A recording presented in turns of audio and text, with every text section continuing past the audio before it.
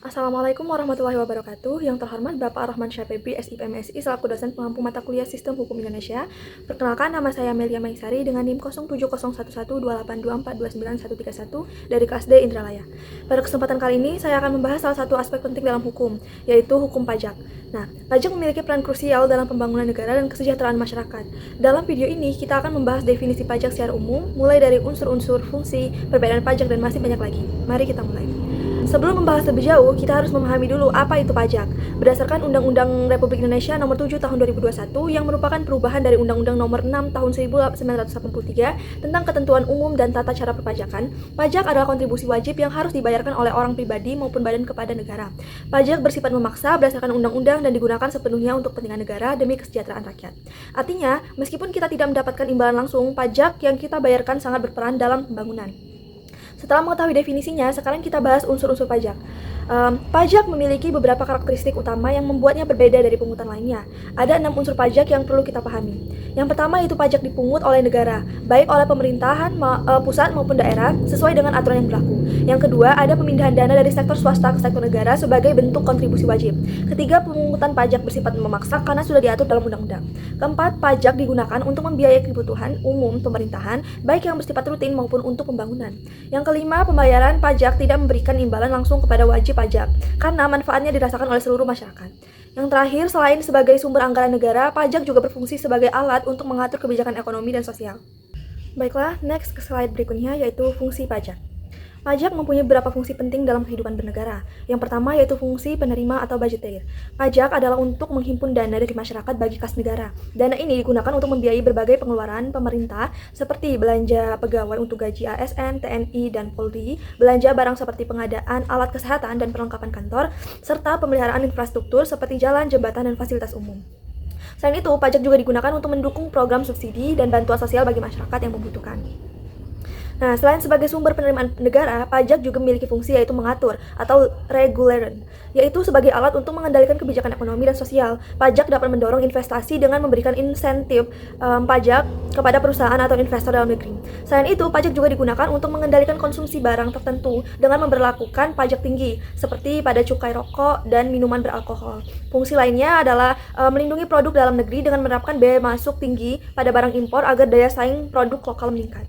Pajak juga berfungsi dalam distribusi pendapatan untuk menciptakan kesejahteraan masyarakat yang lebih merata. Pajak dihimpun dari kelompok masyarakat berpenghasilan tinggi dan didistribusikan dalam bentuk bantuan sosial kepada kelompok kurang mampu. Dana pajak juga digunakan untuk mendukung berbagai program pemerintah seperti KIS, Kartu Indonesia Sehat, KIP, Kartu Indonesia Pintar, bantuan pangan, serta pembangunan desa dan infrastruktur publik. Selain itu, pajak membantu mengurangi kesenjangan ekonomi antar wilayah dengan menyalurkan dana ke daerah-daerah tertinggal melalui transfer dana pemerintah. Dengan demikian, pajak tidak hanya berperan sebagai alat penerimaan negara, tetapi juga sebagai instrumen penting dalam mengatur ekonomi dan meningkatkan kesejahteraan masyarakat. Selain pajak, ada jenis pungutan lain yang sering ditemui dalam kehidupan sehari-hari, seperti retribusi dan sumbangan. Seperti yang terlihat pada PowerPoint yang telah saya buat, yang retribusi itu adalah pada umumnya mempunyai hubungan langsung dengan kembalinya prestasi. Karena pembayaran tersebut ditujukan semata-mata untuk mendapatkan suatu prestasi tertentu dari pemerintah. Contohnya, pembayaran retribusi parkir, retribusi sampah, dan retribusi pasar. Yang kedua yaitu sumbangan. Pengertian sumbangan ini tidak boleh dicampur adukan dengan retribusi. Dalam retribusi, seorang dapat ditunjuk sebagai penerima manfaat dari layanan yang diberikan pemerintah. Namun, dalam sumbangan, prestasi yang diberikan justru tidak dapat ditunjuk kepada individu tertentu, melainkan untuk kepentingan golongan atau masyarakat luas. Contohnya yaitu sumbangan untuk korban bencana alam. Pajak merupakan salah satu sumber pendapatan negara yang digunakan untuk membiayai berbagai kebutuhan publik. Namun dalam pemungutannya, pajak harus memenuhi beberapa syarat agar adil dan efektif. Nah, yang pertama, pemungutan pajak harus adil. Artinya pajak harus diterapkan secara proporsional sesuai dengan kemampuan wajib pajak. Kedua, pajak tidak boleh mengganggu perekonomian, sehingga tidak membebani masyarakat atau menghambat aktivitas ekonomi. Ketiga, pajak harus efisien, yaitu dengan memastikan biaya pajak pemungutan tidak lebih besar dari hasil pajak yang diperoleh. Dan yang terakhir, sistem pemungutan pajak harus sederhana, agar mudah dipahami dan dipatuhi oleh masyarakat.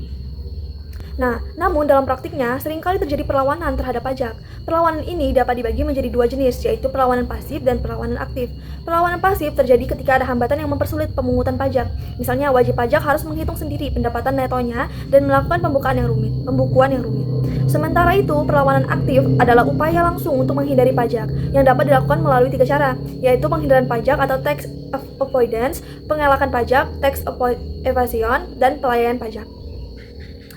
Dalam sistem perpajakan, terdapat dua aspek hukum yang perlu diperhatikan, yaitu hukum pajak material dan hukum pajak formal. Hukum pajak material mengatur tentang siapa yang dikenakan pajak, berapa besar pajaknya, serta kapan dan bagaimana pajak tersebut harus dibayarkan.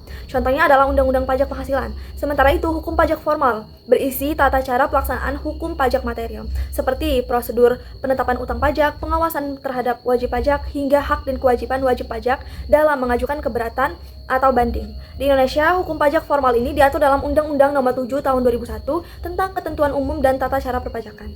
Dalam sistem perpajakan, terdapat beberapa azas yang digunakan oleh negara sebagai landasan dalam mengenakan pajak. Tiga azas utama yang sering diterapkan adalah azas domisili, azas sumber, dan azas kebangsaan.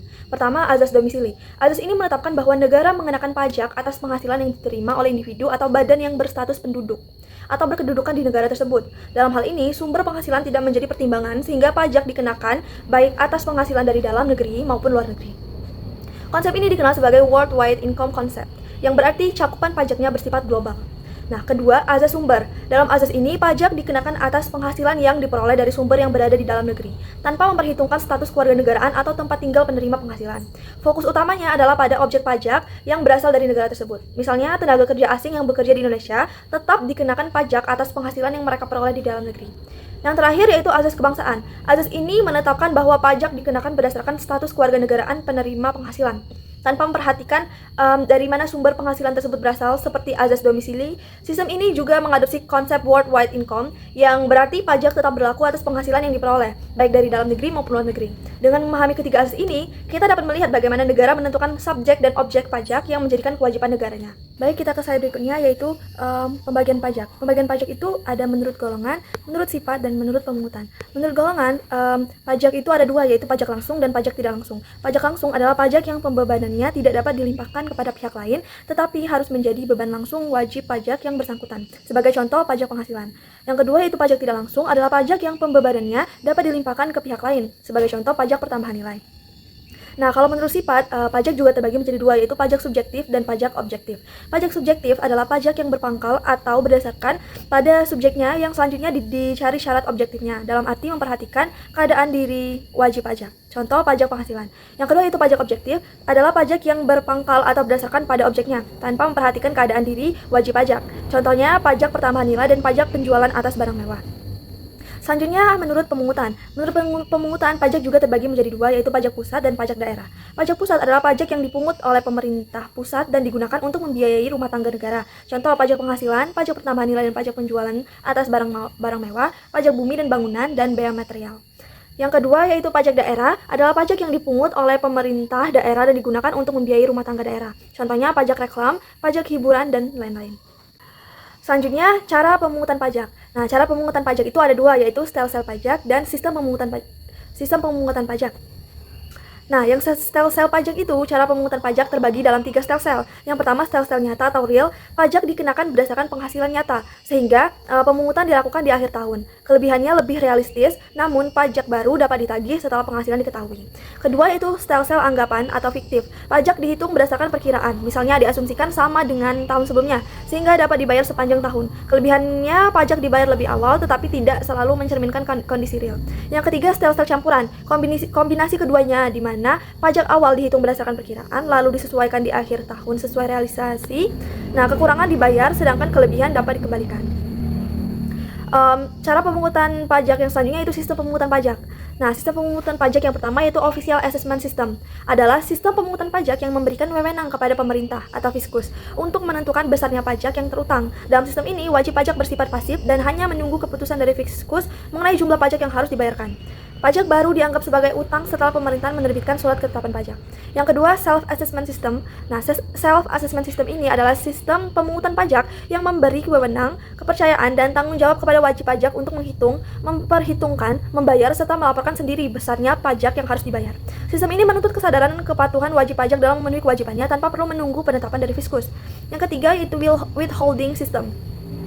Nah, withholding system adalah sistem pemungutan pajak yang memberikan wewenang kepada pihak ketiga, seperti pemberi kerja atau lembaga keuangan, untuk memotong atau memungut pajak yang terutang oleh wajib pajak. Sistem ini bertujuan untuk mempermudah proses pemungutan pajak dan memastikan bahwa pajak telah dibayarkan sebelum sampai ke tangan wajib pajak. Baiklah, slide berikutnya saya akan menjelaskan tarif pajak. Tarif pajak ini ada 3, yaitu tarif degresif, tarif tetap, dan tarif progresif. Nah, tarif degresif ini adalah tarif pajak yang semakin menurun presentasinya seiring meningkatnya dasar pengenaan pajak. Artinya, semakin besar penghasilan yang dikenakan pajak, semakin kecil presentasi tarif yang diterapkan. Yang kedua, tarif tetap. Tarif tetap adalah tarif pajak yang tidak berubah meskipun penghasilan atau dasar pengenaan pajak berfluktuasi. Besaran pajak tetap sama tanpa dipengaruhi oleh perubahan jumlah pendapatan. Yang ketiga yaitu tarif progresif. Tarif progresif adalah tarif pajak yang semakin meningkat seiring bertambahnya dasar pengenaan pajak. Semakin besar penghasilan yang diperoleh, semakin tinggi tarif pajak yang dikenakan. Jadi, tarif pajak penghasilan untuk orang pribadi di Indonesia itu menggunakan sistem tarif progresif.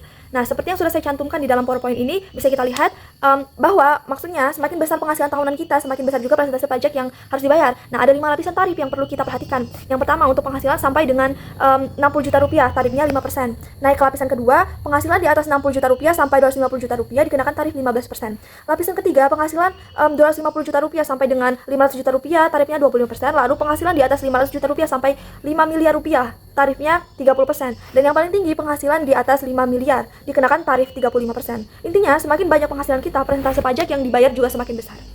Mungkin segitu saja yang bisa saya sampaikan di dalam video kali ini. Saya akhiri. Wassalamualaikum warahmatullahi wabarakatuh. Terima kasih.